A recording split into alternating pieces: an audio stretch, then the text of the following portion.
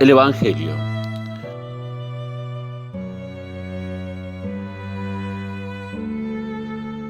Muchos piensan que Evangelio es solo un género literario que narra la vida y enseñanzas de Jesús, por lo que está incluido solo en los primeros 4 libros del Nuevo Testamento de la Biblia. La palabra Evangelio es una terminología que ya existía en el mundo antiguo y que el cristianismo incluyó en su enseñanza.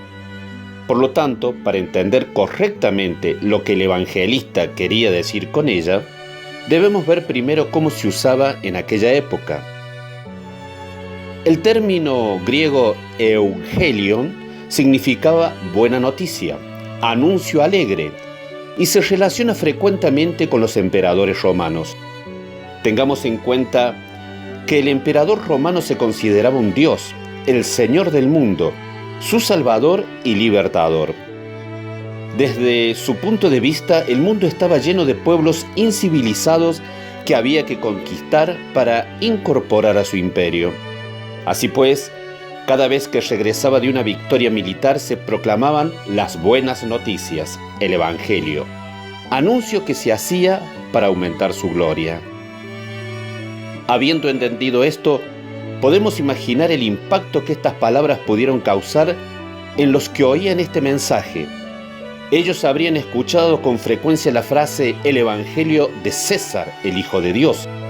Pero ahora Marcos había cambiado completamente el significado de esta frase, cuando proclama en Marcos 1:1, «Principio del Evangelio de Jesucristo, Hijo de Dios».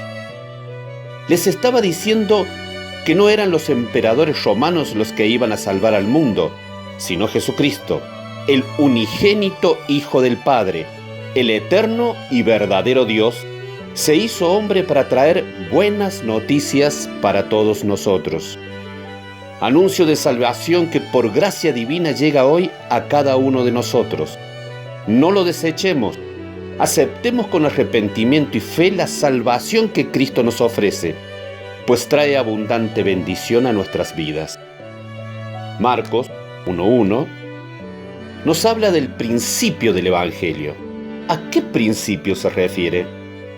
Aquí no está anunciando simplemente el comienzo de la narración de la vida y obra de Jesús, pues su propósito era anunciar que el Evangelio no comenzó cuando el Señor Jesucristo vino a este mundo, sino que siempre había estado en el corazón de Dios desde la eternidad.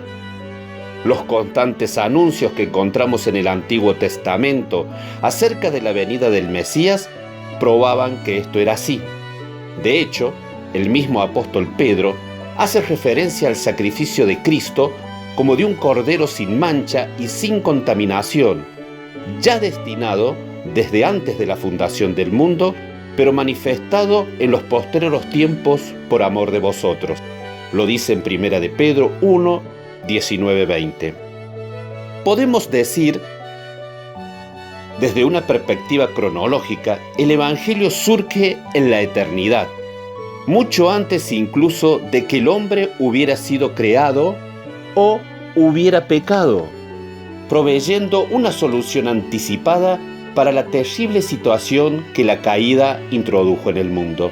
Pero por otro lado, la palabra principio también se puede referir al fundamento o a la base de una cosa, y en ese sentido, el Evangelio se fundamenta o tiene su base en Jesucristo, el Hijo de Dios, como expresa Juan 1:1.